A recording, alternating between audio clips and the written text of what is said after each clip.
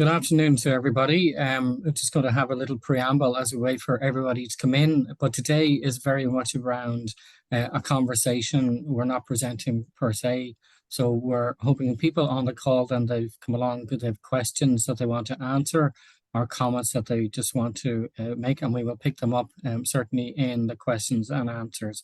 Today, I'm joined by Aoife Drynan, who is a communications officer, also by Ciara O'Hagan, who's also who's a awards program officer, and I'm delighted as well to be able to welcome a colleague from Belgium. So Finn Willems, and Finn works with the Belgian Commission, and he also works with the Fulbright Schumann Award, and they developed that program. So Finn, great to have you here today. There's an opportunity for you to answer any questions that might come up related to the Schumann program, but also in terms of just the global program, because we're working through a global slate application system. So you're very welcome to answer, and we may pull you in just to ask if you have any perspectives or answers on questions. So thank you very much for being here today.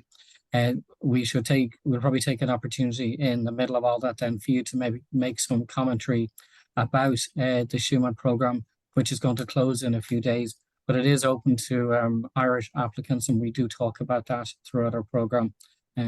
So I guess we leave it in terms of any questions and answers. So I'm still waiting for people to come in and start uploading their questions.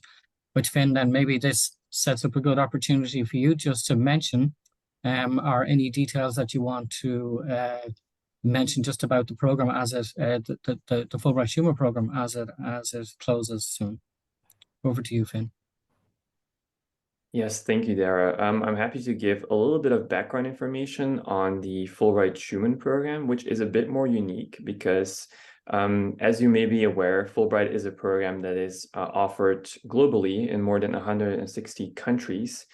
So for example, in Fulbright Belgium, we have our national awards for Belgian citizens, just as Fulbright Spain, Fulbright Japan, and of course, Fulbright Ireland.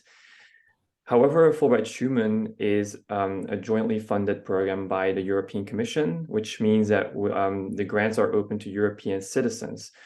The only thing you need to take into account is that when you would be interested in applying for the Fulbright Schumann program is that your research proposal or project proposal needs to show relevancy to the European Union, or it needs to have some form of EU component. So if your research will be relevant to EU policy, EU affairs, or the transatlantic agenda, then you may be eligible to apply.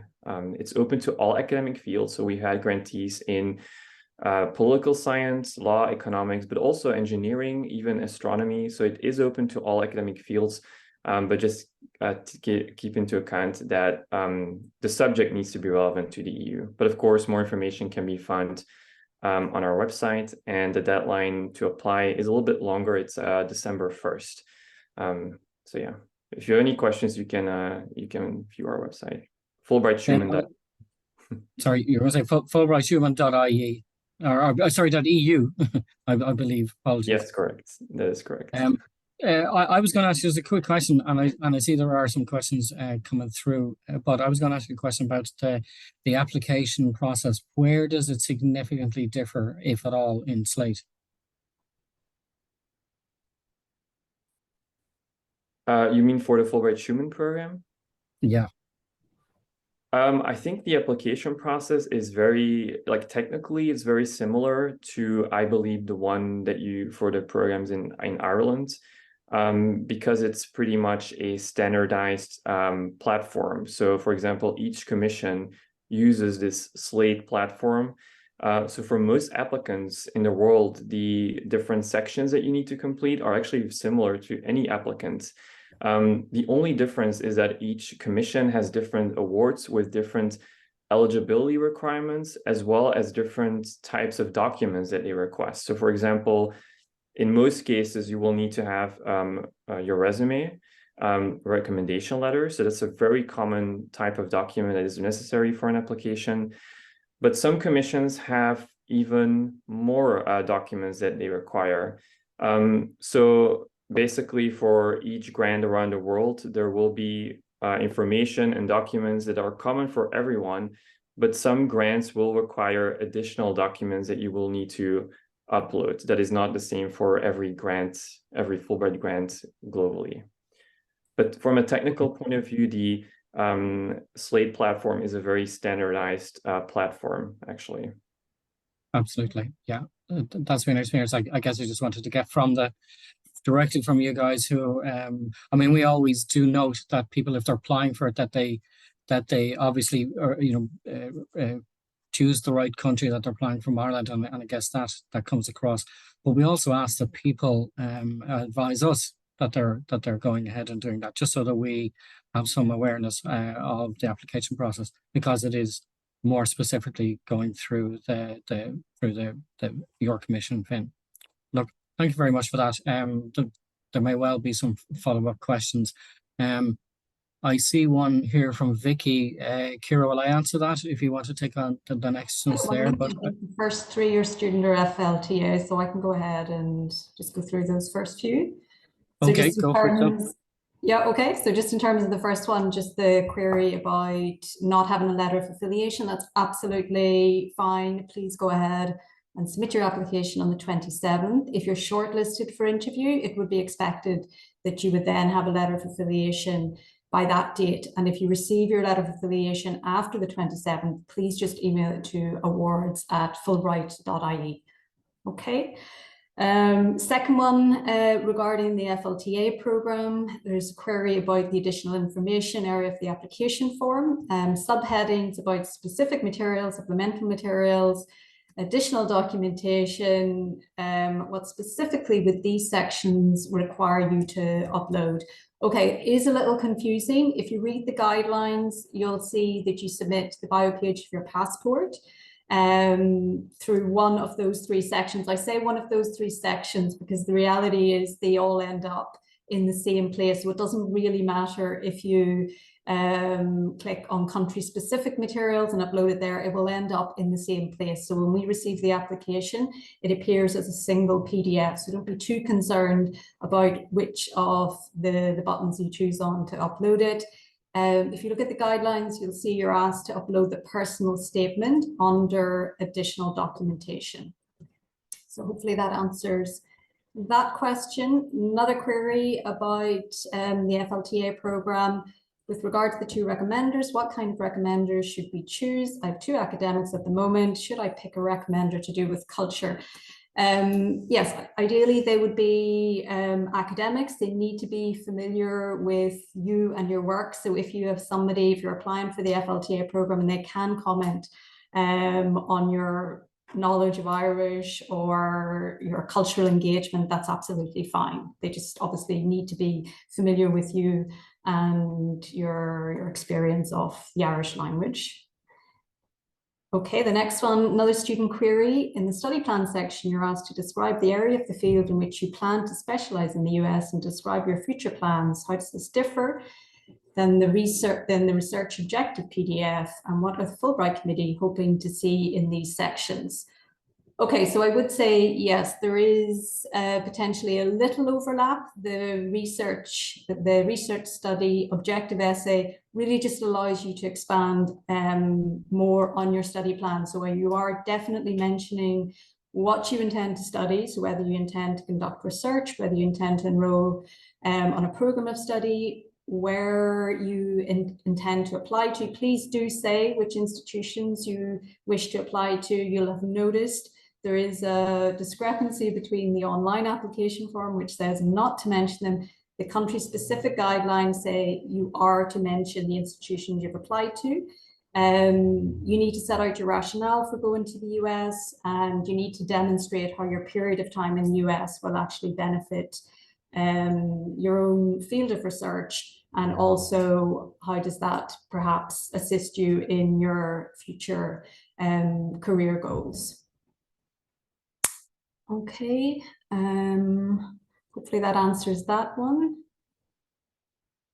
Kira, there's a question then just about the reapplication and applying for a second time in a row.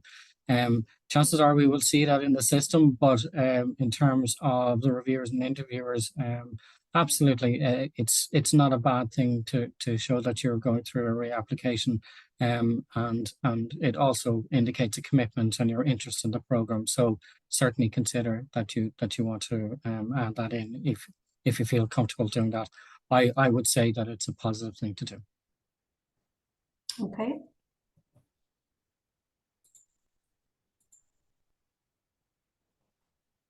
Okay, the next one, I would like to bring with me my non-EU partner and their daughter if successful. Is this possible, and where would there be visa support for this? This will depend on the program you're applying to. So if you're applying for the FLTA program, you're not allowed to bring any dependents. The student program does allow you to bring dependents, and the Commission does offer visa support. Dara, do you want me to, in terms of scholars, they are also able to bring. Yep. Yeah. So the non-EU partner, that's a little bit more can be a little bit more complicated, and I guess because you will be dealing with effectively going to the US outside of probably this direct visa program. Fiona, I don't know if you have anything that you would want to add to that as well. Yes, I think normally each Fulbright Commission determines or decides whether they offer J2 visa support for a spouse or a child. The eligibility depends. So for example, it's for spouses and children. So a spouse is usually a married partner. And then the child needs to be, I believe, under 21 normally. But yes, theoretically, J2 visa sponsorship is possible, but it's something you would need to check if you get nominated and selected after, so post-selection. Then it's something that Fulbright Ireland will follow up with you on the J2 visa process, as well as the J1 visa process as a grantee.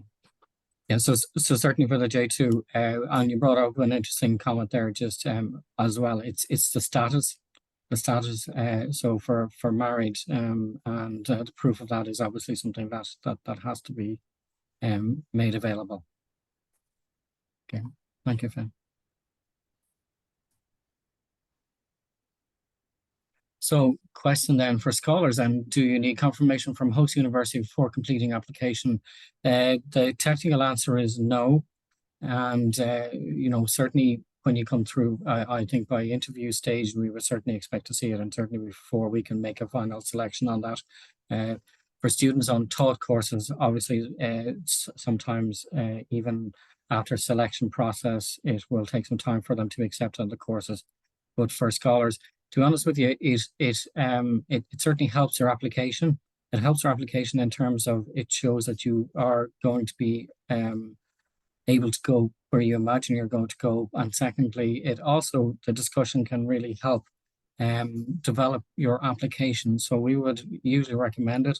It's not a technical requirement. If possible, I would say get that in place, because you can also then get them to kind of write and their support that they're going to provide all the materials, they're going to provide the access, they're going to provide the library and IT access that you might need, and that they are very engaged with you coming over. So I guess my answer was in two parts. First, technically no, but the second part, I would say it certainly can help your application. I think it rounds out your application, even in the way you will develop it.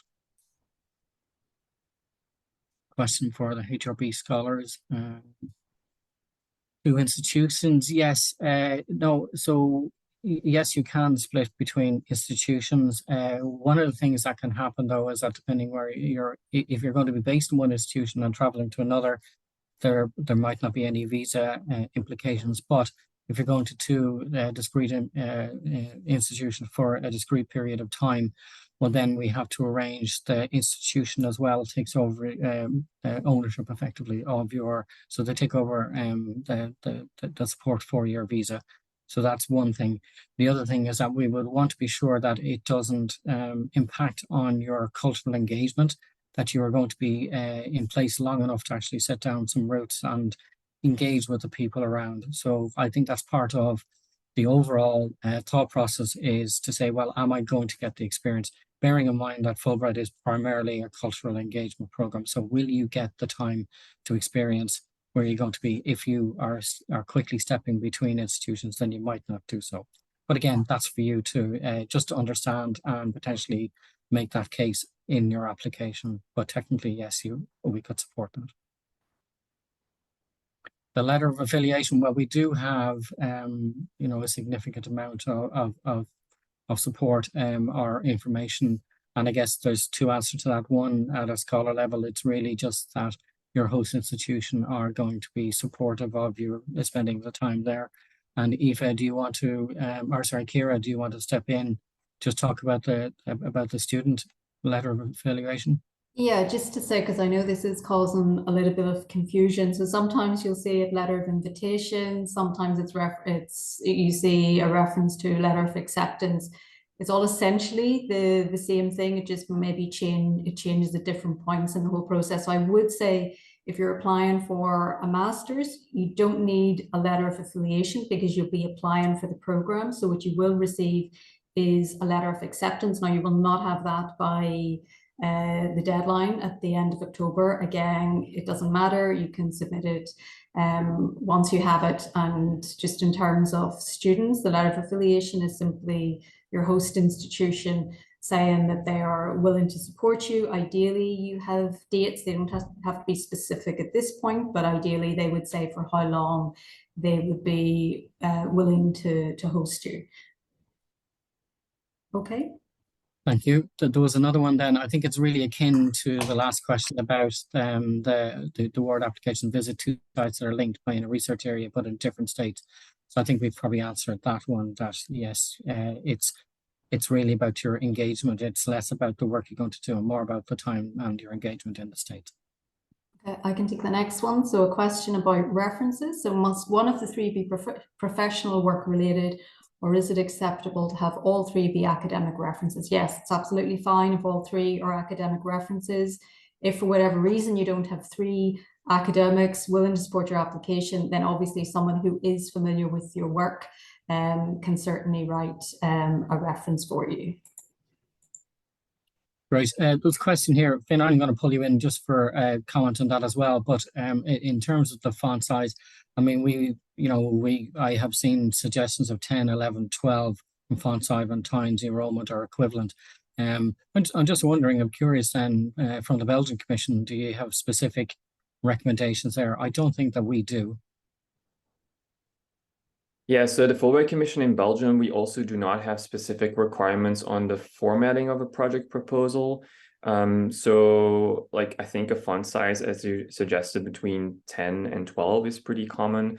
But again, it's really up to each applicant to decide on the formatting. So I think it's the same in Ireland, but in Fulbright Belgium, we also do not have any layout requirements. And I think most applicants, especially researchers, are familiar with how to write certain proposals, essays, research. So I think it should not be a problem. Okay. And actually it does, I don't know if there's going to be a question later on, but I think it's worthwhile making a comment just that, it's not necessarily cramming. The idea is not necessarily to cram everything in there. It's really to make it digestible by the reviewers as well. So I think there's an opportunity to step into a reviewer's shoes and say, well, how can I read this? Will I get the information that I need to make a decision there? Do I need, to some extent, and actually I've spoken to and heard scholars themselves who've been successful take a view, part of their view of why they were maybe successful was that less was more, that they spent more time on figuring out what would make the case better rather than necessarily worrying too much about the formatting. So thanks for that, Finn. It's good to know that as well. A professional award regarding letter affiliation, one of the requirements of the country of origin. I live and work in Ireland, and it should be UK or Ireland. Sorry, trying to understand that question. Ciara, do you have a better understanding of professional award regarding letter affiliation? One of the requirements is the country of origin.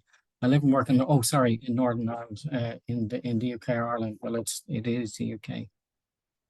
but you can apply, if you hold an Irish passport, you can apply to the Irish Commission. A question from potential FLT applicant. I did an Erasmus semester for 3 months. Will I include this as a third level university I have visited? I would suggest that you don't. The reason for that is it will be on your transcript when you submit it anyway, and the section of the form which asks you to list your experience abroad, you can also document it there, so the panel would be aware that you've completed time abroad, which may have a bearing on your application in terms of your adaptability or intercultural sensitivity. So it will be mentioned somewhere in the application. So don't worry about listing it as an academic institution that you actually attended. Yeah. Okay, and a question in a section about your parents' occupation, your own savings. Again, Finn, I'll pull you in again in a minute, because this is obviously, it's a generic system question. The rationale behind the question is to make sure that, particularly where you're going for quite an expensive program, possibly on a student award, that you won't be, that you will have sufficient funds outside of, because the Fulbright Award may not cover all of your expenses and all of the things that you and the program that you want to do in the States, particularly if it's a 12-page course. So it's really just to understand that you have sufficient funds to back up your actual requirements. It may not be your parents. You may be able to put in just that your own savings that are sufficient for that. And that's our general view and our general advice. Finn, have you anything to add to that? I think from a technical perspective, this information it's not a required field in the application, but you do need to check like whether you need to complete it normally per commission. So in Belgium, we do not have any requirements. If people do not want to fill it in, then they can, that's possible. Because in the global application, it's not a required field. So technically you could skip it and still submit your application. But as Dara said, it would be recommended to just complete your application the most possible, so to complete everything. But yeah, Dara, I don't know if the Fulbright Commission in Ireland has like a specific requirement on whether this information needs to be completed. No, but again, we do often have a question back from ECA and IAE in the States asking about, financial capability. So it kind of precludes having to go through a whole process if we can get that information. Yes, maybe I can add to that, because when you get selected for a Fulbright grant and you would start the J1 visa application process, as a part of that, there will be a funding verification, which we need to, or the Commission, IAE, needs to check whether you'll be able to support your stay in the US. So in any way, at any point in the process, you will need to show proof of funding, which can be your Fulbright grant and maybe even additional scholarships. But of course, it depends on your application and where you're going. But the funding verification, this type of information will be a part of the process eventually, even if you choose not to disclose it in the application. Yeah, perfect. Thank you. Query regarding the FLTA award. So is there any need for your degree to be linked to the Irish language? And you say you are a native Irish speaker? No. So it's fine if you don't have a degree in Irish, but you are a native Irish speaker. Your competency in Irish will be tested as part of the interview process. So you can still apply if your degree is in another discipline. Okay. The letter of support, yes, we don't request a letter of support from your home institution. So you do not have to provide that. If you don't have a home institution, it's typically just counted as other. Okay, another query about the references. All of them have to be academic, or can be a mix of academic and professional. Certainly for the FLTA awards, that's fine. Ideally, the majority should be from academics. Dara, do you want to comment on the scholars? Must all three be? Yeah, well, so typically, yeah, it is, but it's somebody who's relevant professionally to you, and if you're an academic, obviously most of people will be academics who are relevant to you. In preference to maybe split it up, you know, if there are other people who work in your area, rather than you know, we wouldn't really look for 3 references from the same institution. So where you can broaden that, particularly maybe people who work in your area. For scholars, that should be eminently possible, just to get a support reference from them. There was one question then, follow on then, is email okay as a letter of affiliation for students going to do research who are not attending a course, and you're just going to do, you're augmenting part of your master's or PhD. If they can send you an email, I think they can probably send you a headed letter with the detail in it. I won't say no, but I think just to show intent and proper kind of valuation, because you're going to look for them to support a number of parts of that. So I would recommend getting a letter, because it's all part of the process as well, of making sure that they include in the letter that they are going to support your time there. They're going to support your access to everything there. Okay, another very similar one, Dara, just above that. So again, about the referees, would a past music teacher be a suitable recommender? And they already have 2 academic references. Yeah, so essentially it's somebody who needs to be familiar with, they're going to have to write about you and your suitability for the program, your competency in Irish. So you need to be confident that that person can actually write a strong reference. But yes, that should be fine, but it's up to your own judgment in terms of the strength of the reference that they could provide. Yeah, there's a question that comes up in various forms every year, is, you know, how many awards are we going to give? My generic answer is always, it's a piece of string. It does depend on who applies, what sponsored awards are applied for and are successful. How many go? So I mean, you're going to for students, you might say into the 20s in terms of your applications, but it can be the numbers can range by quite a bit, depending on who's going where for how long, and particularly where sponsored awards are applied for. If there are no applications to sponsored award, well, then that will not obviously go ahead in each year. Again, about the home institution support, there isn't a requirement in Ireland. Yes, as somebody talking about application for a sponsored award, but I want to be considered as an alternative of all scholars. That will be effectively automatic. The primary focus will be your sponsored award, but you can also be looked at under the All Disciplines Award as well. Can you apply for both Schumann and Irish Fulbright Awards? Yes, but not in the same year. And Finn and their team will be, will be very. We'll obviously all look at that. So so please pick one or the other.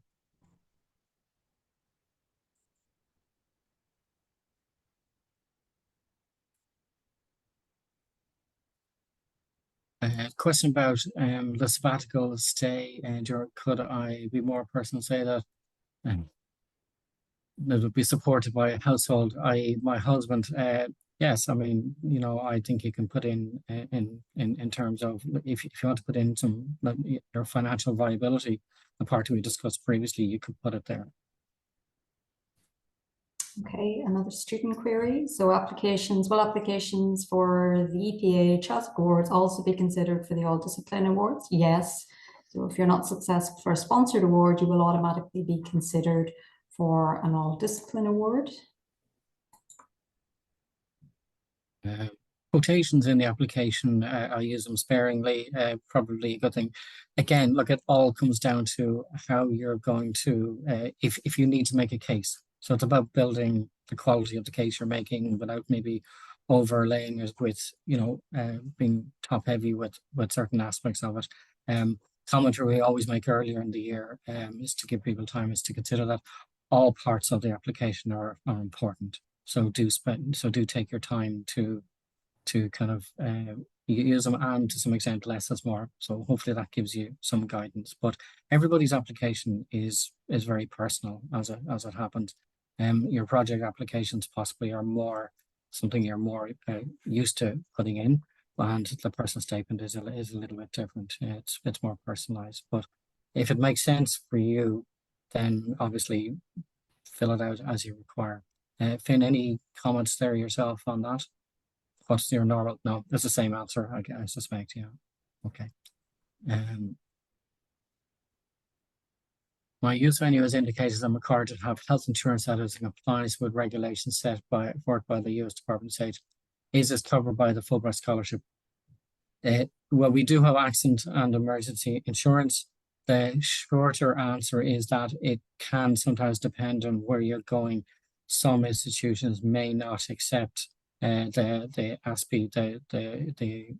So if you knew what institution you were going to, we could certainly come back to you on that. But there may be a supplemental addition requirement there. And some people do choose to also supplement anyway with their own insurance globally. And if you have some additional conditions that might be more complicated, there might actually be a requirement. So everybody's situation is different to one extent, and then also the institution you're going to may have they may have an additional requirement, but we could certainly advise you more specifically on that. If you want to email awards@fulbright.ie.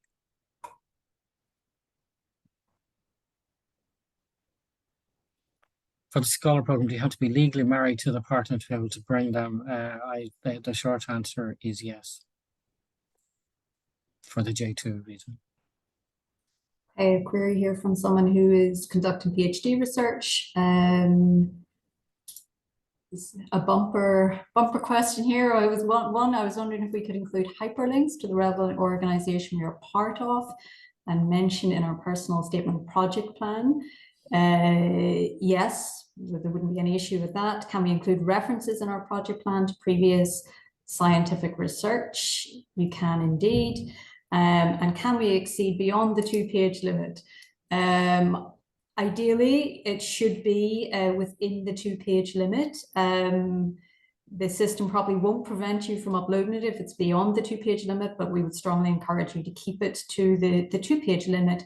And can you include a figure in the project plan if it fits in with the limit? Yes, you can. Yeah, okay. Something we often mention as well, just in again putting yourself in the shoes of reviewers and everybody who has to process this, that you don't want to accidentally encourage fatigue as well. So I think if you can, assuming the less is more type of process, get your information there in a concise way that is easily digested. That's always good advice for these types of applications. Are short lists of people made aware of interview dates and when their interviews likely to take place? Interviews will probably be at the end of January, maybe into early February. And yes, you would be advised as soon as possible after Christmas. An interesting question related to the referees that test your abilities in your particular field of study. That's the general recommendation. Could one referee be an academic who supervise you in extracurricular activities, e.g. music and debating? Particularly if this is a student query, possibly if it makes sense, if it absolutely makes sense.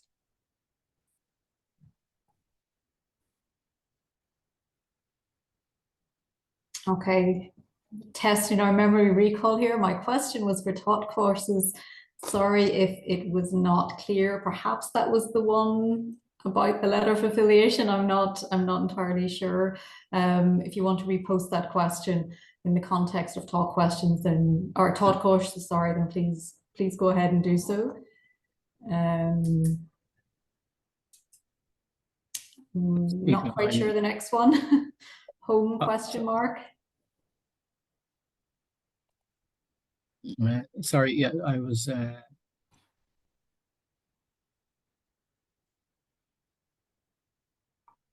scholar question. Other funding, is it okay to? Oh, sorry. Self-sustained during my couple of months stay. I think did we answer that one there? So you're being supported by your husband there. That's it. Sorry, I've gone back up, I think, because I was looking for the person there. In relation to the question. So my US venue has indicated they do not have accommodation for research affiliates and is suggesting that I'm successful might consider Airbnb. Am I likely to out of pocket? Yeah, so we give a monthly management rate. You know, that's it depends on where you're going, and this is advised to us by the US Department of State. So the flight's on a monthly management rate. Airbnb may turn out to be quite expensive. It depends on how long you intend to go for as well. You know, I think I would continue to liaise with your host institution about that to get an affordable solution for you. I think something like Airbnb may be quite expensive, and also you know, prone to maybe other issues as well as who else might be there and is it sustainable? Okay, quick question from a potential FLTA. Do you need a Yes. letter of affiliation?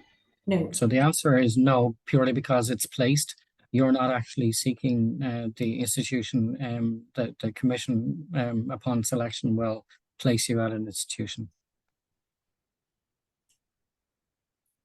The minimum and maximum time in the US for a sponsor award, it's the same, unless the award has something specific on it. So some of them will have a specific timeline dependent on it. But typically, it's the same thing for the awards between, if you're a scholar, 3 to 12 months, if you're a student, 4 to 12 months. But you need to look into the specific awards. So some of them, say for Smithsonian, for example, that would be for 6 months, and others might be a shorter period. So please do look at the actual award as well. Do we publish information on success rate for student awards? We publish every year who the awardees are. Can the text box be used instead of a headed letter on the slate system? If this is referring to the section for references, yes. If it's referring to something else, then perhaps you could just clarify that. But definitely, if it's the section on for the references, that is an option. Your referee can either upload a reference on headed paper, or they can just simply type it in the text box. Yeah. So the checklist for the application, it's again, it's going to be the same. If you look through the detail of the guide there that provides all the, you know, that's certainly something that you should take note of as you go through. Obviously read it before, but as you're going through, the guide is a lot of information there that will really well guide you through the process. In relation to the FLTA, should teaching placements be listed as professional experience? Yes, please do. List them there.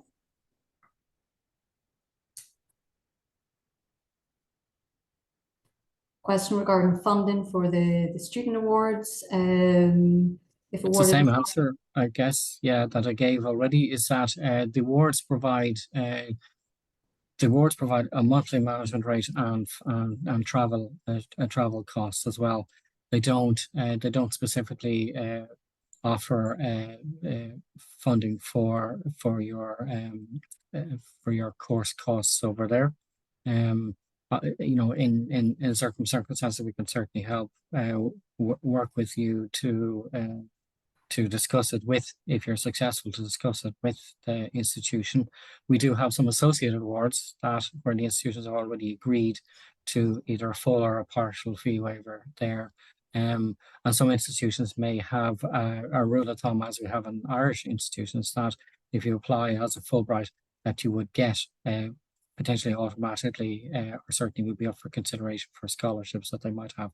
But we would say that you should really research what is available to you in the US, and you may have to bring additional funds with you, depending on what it is that you want to do.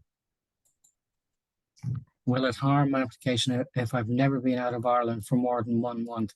The complete opposite. It'll actually help your application, because if you consider that it's a cultural exchange program, if you haven't been out of Ireland, then it'll be a tremendous experience for you, and it'll be a really focused, supported experience for you, because being a Fulbrighter in the States is quite a significant thing. So I think it would be a rocket ship of a launch of your international career. So I would say that that's a very strong positive.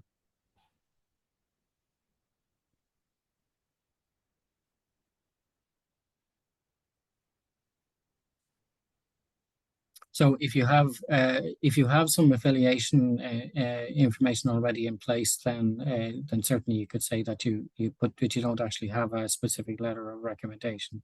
So I guess the reading between the lines was that if you take to say yes, that you do have support, but you haven't got as far as a letter of affiliation. That's the breakdown there. Okay, thank you for reposting the question. That's very helpful to have the context. So if the candidate cannot get the award this year, but starts the master's program with another funding body or scholarship, is it possible to apply for a Fulbright award again next year as an enrolled student? I'm afraid not. You can't be in the US, and you can't be enrolled in a US institution. Yeah. Again, it's a cultural exchange program. If you've already spent an immediate year in the US, well, then that kind of disrupts the cultural value of it. There's a question for the Schumann Awards. Can you see that one, Shane? Yeah, I can read it. So someone asked, should an applicant focus on the contribution to EU culture and contribution to EU research? Well, yes, in some way, because when you're writing your research proposal, if you're applying for the Fulbright Schumann program, is that somehow you need to demonstrate or show that your research or the outcome of the research are relevant to the EU, which is sometimes, if we can be a little bit vague, what exactly does it mean? So that's true, but you just need to demonstrate that, for example, the outcome is relevant to more than one European country, if it's specifically relevant to EU policy. So I think a contribution to EU culture and EU research, yes, that's definitely relevant for the Schumann program. Yeah. There's a question then about the scholar. Can it happen that you read the ITW, I presume in interview stage, in first application, of failed interview, reapply in the second year, but don't get the interview with the same proposal? So technically yes, because it's a competitive program, so we don't know who you're up against in each and every year. The one thing I would say is, though, if you've already been to those stages, then to some extent you probably have a bit of an advantage. You've done some of the work, you've understood, and you would have hopefully you asked us for the feedback that we can provide during the time period when that would have been open, and that you've learned a little bit about the program, a little bit more about your application and how you can do it. So in a sense, you should be, it shouldn't be exactly the same application. I think there should be an opportunity to put some level of improvement in your application and be better set for it. But ultimately, it's an open competition. So in each and every year, we don't know who will apply. But certainly reapplying is a positive. Reapplying, I think, gives you are probably better set. And in fact, if you listen to any of our recorded webinars, you'd hear a number of applicants saying that, the first year they applied, they didn't get it, but they learned a lot and they were better set for it in the next year that they applied, and that should hold true. Interviews are no longer in person. We've moved to the digital age, and for lots of reasons, including parity across the board. So interviews are actually carried out over Zoom. In terms of the FLTA application, academic honours and prizes and published books articles, is it okay to leave these sections blank? Yes, it is a generic application, so you might find sometimes that some of the sections aren't as relevant to your particular award. In terms of honours and prizes, even if maybe you got an award while you're doing your undergrad, maybe for volunteering by the institution, you could include something like that in the application as well. But yes, if you have no published books or articles, that's fine. You just leave it blank. The question follow-up from Pat was about Boston College. Pat, we won't have the time just on this call to specifically answer the question about Boston College and the health insurance. So certainly we can verify that for you. Could you just please, if you just contact us on awards at Fulbright.ie, but then we'll have a direct methodology of response to that. Just on this call, we won't have the opportunity to assess that. Do scholar applications need a letter from employer or universities to submit? If you mean a support from it, no. That's obviously going to be your personal situation that you have the time and space to do that. And we've answered about the videos, sorry, about the interviews. Length of references. I would say across all the, well, certainly I would say for FLTA and students, about 1.5 pages to 2 pages. There's no set length. But generally references would tend to be 1 page to 2 pages. Okay. Another one about the FLTA. Oh, that's similar to the one above about the section published books and articles. Yes, leave it blank if you have nothing to add there.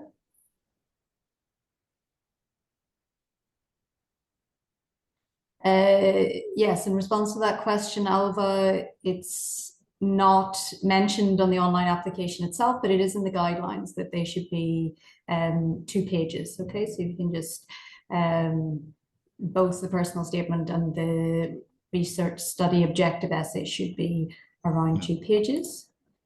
Yeah, the question from Vicky, she's a PhD student, but also working full-time in professional role in the industry. Yes, it seems that you would apply for a student application, particularly if the work relates to the area that you're currently studying on your PhD.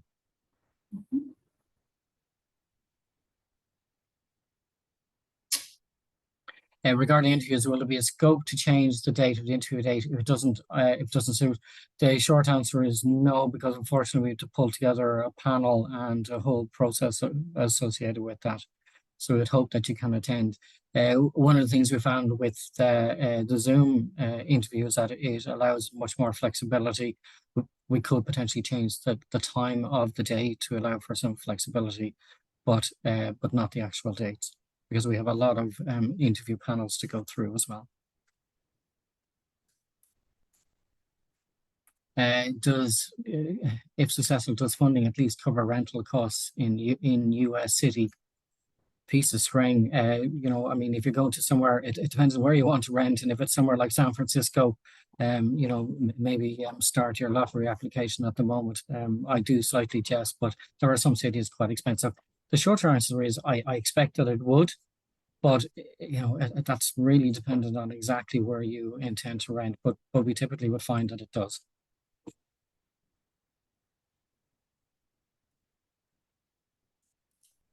Can you engage in part-time paid work as a Fulbright scholar?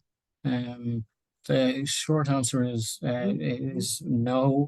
I think Finn as well. I think that's just related to the visa requirements as well. You might have an additional comment on that. Well, yes, theoretically, maybe, but so for example, if a scholar gets invited to a university to give a lecture or like attend a seminar, and they would receive some sort of an honorarium, small type of funding. However, this always requires approval from both the Fulbright Commission as well as work authorization from IIE. So if you would consider, if this would be an option at one point, you would need to reach out to Fulbright in advance before arranging anything to check out if it's eligible and to get formal approval. So the answer is maybe. It may be possible, but in the end, I think generally it's not the purpose of getting additional funding while in the US, because you're already in the US focusing on your research and getting a Fulbright scholarship. So it should never be a primary focus. Yeah. If it was a student question, you can obviously, we typically don't have a barrier to having more than one award. So if another funding agency is also going to support your award, then that's fine. You know, it could be IRC, it could be George Moore Scholarship, etc. That tends to be okay. But in terms of working, it's very limited, as Finn has just said, and even then requires approval, because the basis is that you're going to be focused on your Fulbright award and your experience in the US. Okay, another question about the letter of affiliation. Should this come from your proposed supervisor or the HR department of the university, from your supervisor, from the proposed supervisor, from the department or school that intends to host you?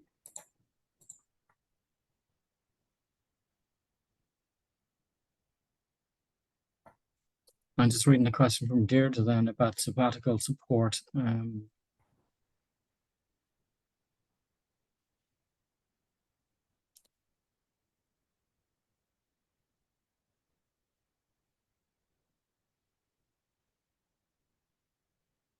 Yeah, I'm not sure what the specific answer to that. Maybe I'm not reading the question correctly there. Ciara or Finn, have you some commentary on that? Someone from Deirdre. I don't know, does this refer to, for example, if your home university while you're in the US intends to give you some further salary or compensation while you're in the US on a Fulbright? Is that the question, or? Yeah.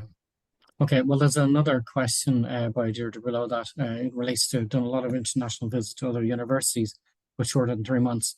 Erasmus teaching ability. Yes, absolutely. I mean, that also shows your, you know, your cultural engagement, and that you've done well, and you've, in fact, I would highlight maybe components of that to say that it does speak about your interest in other cultures and about other experiences there.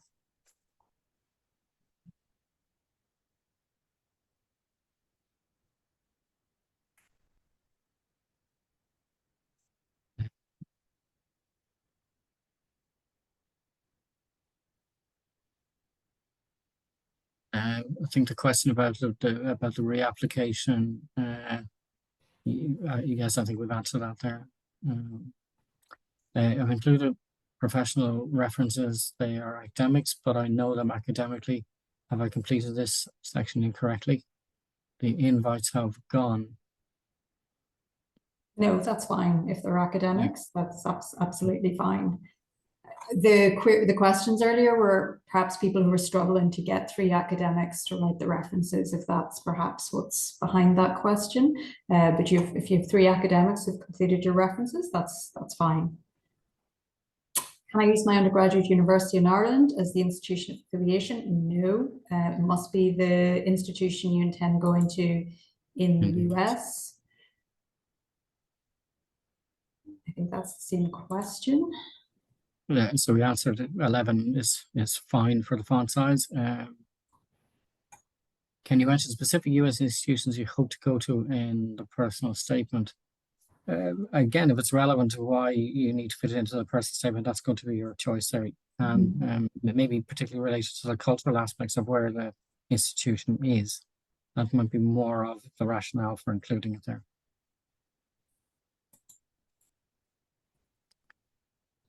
Are there any common mistakes as student award applicants? I don't know whether it's, the answer I would give is not specifically related to student awards, but maybe just applications full stop.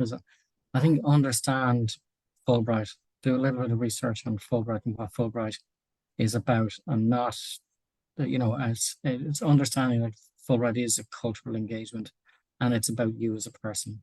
So I think if you answer everything through a prism of your academic interests, then you're losing a real opportunity to tell the reviewers and potentially interviewers and the commission and the board and everybody else about you as a person. So I think that's one of the aspects, is that don't really think about Fulbright in it, and it's not I guess it's not, oh, well, I read your website or I took the top level commentary from your website, and the belief as well, Fulbright is interested in my area because I'm interested in maybe cultural aspects of it.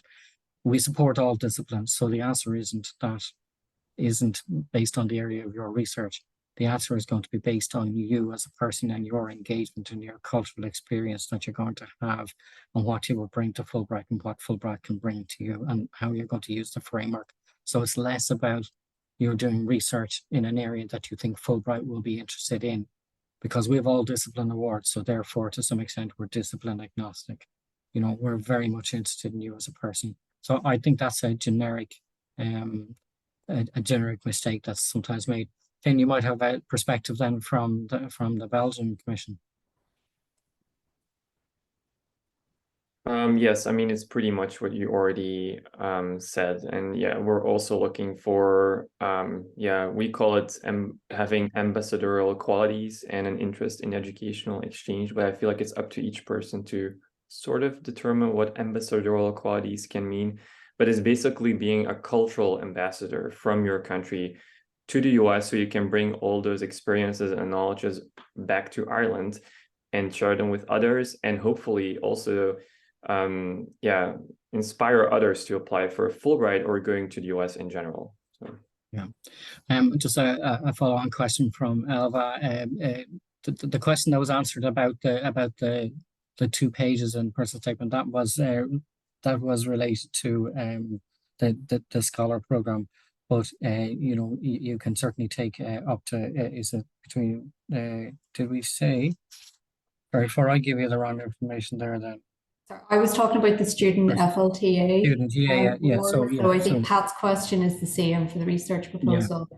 So it's a different page limit for those applying for the Scholar Awards. Yeah.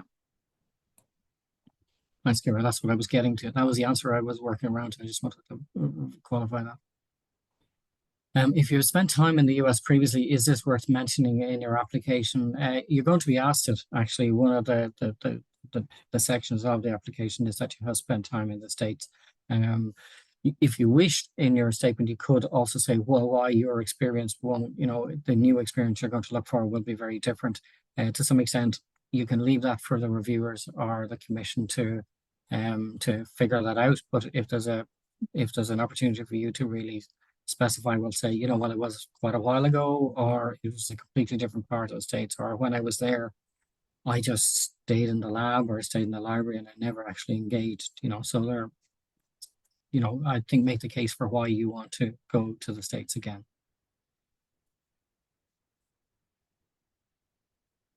That's Deirdre's question from earlier. That's the clarification. Yeah. Okay, there's a lot of questions that I think we've gone through. Hopefully we've clarified some of the answers that people are looking for.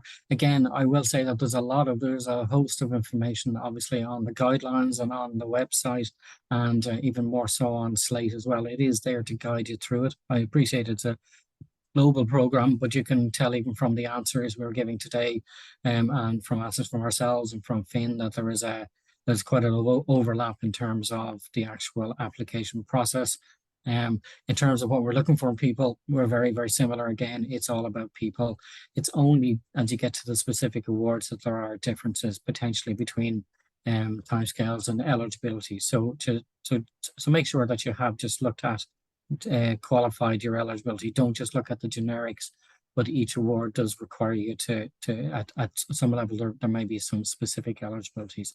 So you can save yourself some time, obviously, by just making sure that you can fit within those eligibilities. I don't have much more to say. Kira, have you anything that you wanted to add, or will we finish up at this point? No, just to wish everybody all the best with their application. And thank you all for your questions. Hopefully it sounds like most of you have the guidelines. If you don't, please make sure you get a copy, because you will find a lot of detail about some of the sections of the application form that we've been discussing today, about the personal statement, the study research objective. So hopefully you all have those already, but if you don't, just go to the link on the website and request that information, and just good luck with your application. And I would just say then that, you know, in terms of if you have specific questions that you feel aren't answered in the guidelines or you're still not sure, please email awards@fulbright.ie. Beyond that, in terms of your application, obviously we can't guide you in the actual application you're going to go in, but you could certainly talk to other Fulbrighters. it's always something we say at the beginning of all our road shows as well, is talk to Fulbrighters as well look for some guidance. Do talk to people about your application. It's the best solution to get to an end point is to actually talk to others and bounce your application off them as well. The other thing is just to reiterate that your reviewers have the same, sorry, not your reviewers, your referees have the same, submission date that you have on the 27th. So make sure you follow up and that they are in a position. It's your responsibility to make sure that those applications get over the line before the deadline. The last thing I wanted to say was thank you so much to Finn for coming on. The Schumann Awards are something that we certainly in Ireland would like to see more applicants for. I think we're only we don't get as many applicants as some country, as we do get more than others, but I think we could certainly do better in that. And it's something we'd like to kind of continue the engagement for that program. So if anybody's on the call who is interested in that program, absolutely reach out to the Belgian Commission and to Fulbright Schumann .eu for further information on that. And please advise us if you're going ahead. Finn, thanks again. Also for your additional input. I think it's good to get a kind of a more global view of the same application program. And thanks very much, Aoife, for organizing and managing this session. So best of luck to everybody. We hope to see you on the flip side. Take care.